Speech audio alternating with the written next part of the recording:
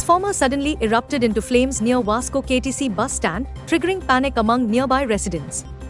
However, thanks to the swift response by the Fire and Emergency Services (FES), a potential disaster was averted, saving properties estimated at 5 lakhs. The exact cause of the fire remains unknown. Among the seized items were 7 lakh rupees in cash, 3 mobile phones, and 3 screwdrivers. Shockingly, one of the accused had allegedly deposited a significant sum of 1.33 lakh rupees into a bank account belonging to a relative in Bangladesh. Identified as Raju Farhat Sheikh, Imran Shahid Sheikh, Rakib Kulmohem Sheikh, and Mujahid Gulzar Khan, the accused hail from various parts of India. The robbery, captured on CCTV, prompted a cross-state investigation, leading to the swift apprehension of the suspects. Cooperation between Mapusa and Khopoli police played a crucial role in apprehending the culprits. In a sea of fervent BJP supporters at Mapusa, Home Minister Amit Shah's impassioned plea unites North and South Goa, aiming for 400 Lok Sabha seats, urging a massive voter turnout. According to the information, Asilo Hospital in Mapusa received a distress call from the casualty department. Babuso was brought in, but sadly, he was already dead upon arrival. Reports indicate that Babuso complained of uneasiness during the public meeting at the rally. Despite efforts to aid him, his condition rapidly deteriorated, leading to his untimely demise. An inquiry into the incident has been initiated to investigate the circumstances surrounding this tragic loss. However, until last year, this center used to be at the campus in Farmagudi, which the NIT used to share with Goa Engineering College, GEC. Therefore, students who are registered for Sunday's NET exam at this center should now go to the NIT campus at Kunkolim, Kamath said.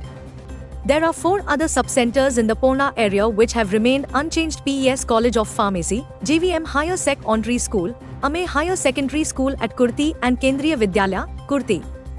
In a quest for safety, Goa can voices alarm as electricity poles perilously traverse the highways, endangering lives. With vigilance on NH66, the flying squad intercepts a hazardous transport, invoking the Motor Vehicles Act to safeguard citizens' well-being. In a political landscape marked by the rise of BJP's presidential-style politics, veteran leader Shashi Tharoor voices apprehension, emphasizing Congress's commitment to the collective "Main Nahi Hum" ethos, advocating for the preservation of India's parliamentary system.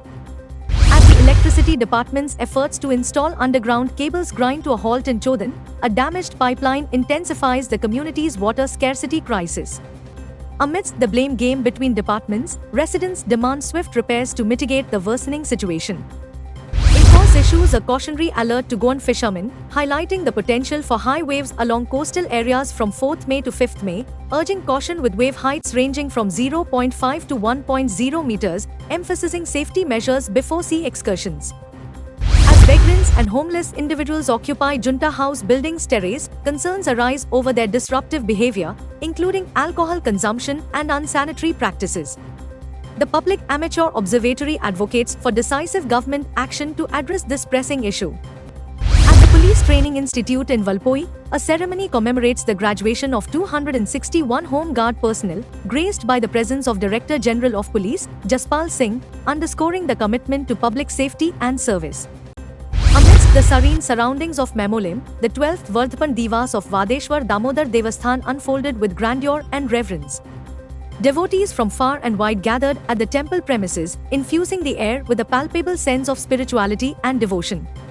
The celebration was marked by a profound atmosphere, resonating with the echoes of hymns and prayers offered to Lord Vadeshwar Damodar.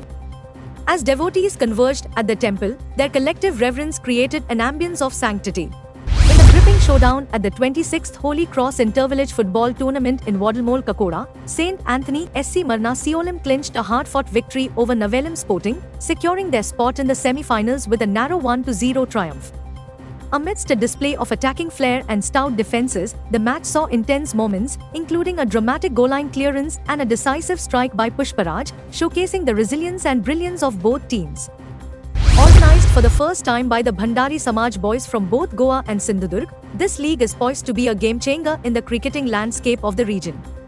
The announcement of the league's commencement has sparked excitement among fans and players alike. The Bhandari Samaj boys unveiled the prize money, setting the stage for an intense battle on the cricket field.